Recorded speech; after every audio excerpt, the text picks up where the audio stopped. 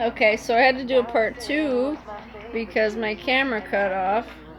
So I was on the last song of the CD. I'm not going to talk about the Japanese songs unless you guys want to hear what my opinions are of them. There are some bonus tracks. But I'm listening to OK right now. I had to switch to my living room. There's my living room. This one is fun. The song OK. It's got, there was a song called Hot, Hot, Hot on the World Like This album, and it's got a Jamaican-y sort of vibe. But better than that song. It's funky, it's cool.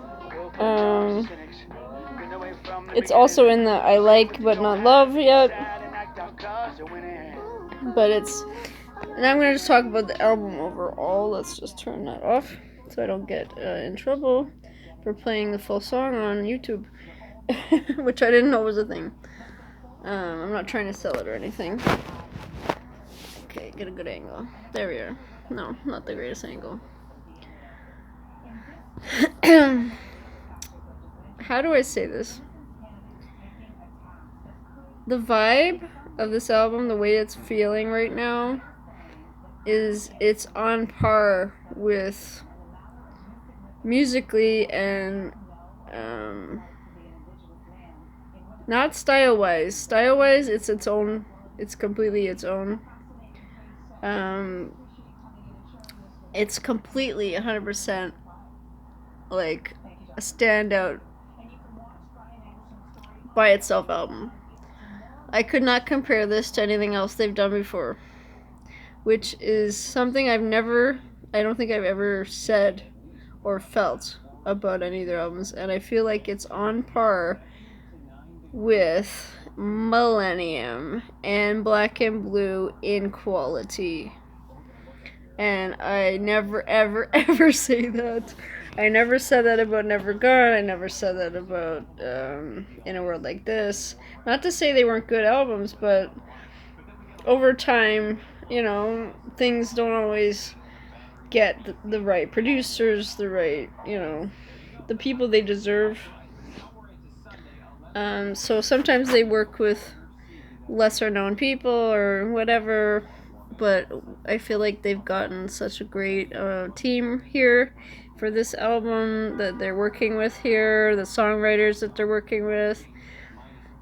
And they have a Grammy nomination, which says it all, that, you know, people are taking what they're doing very seriously and taking it with you know, the respect that they've always deserved.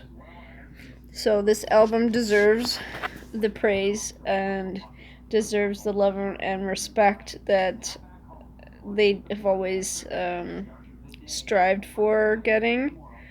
And I'm really proud that this album, DNA, has been made and that Backstreet Boys have shown the world, or whoever is listening to them, how good they really are. Because a lot of this music even impresses me, and I'm a fan since 1995. I'm really impressed. Like I said in the music video reviews, if you watch those, they've impressed me to a level that I never thought they ever would. I never, ever, ever expected them to do the styles they're doing, the way they're doing them.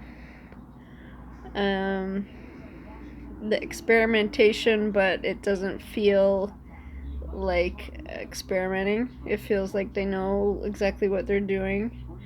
They're executing it so well. And vocally, I think vocally this is one of the greatest albums they've done since Millennium. And I'm saying that.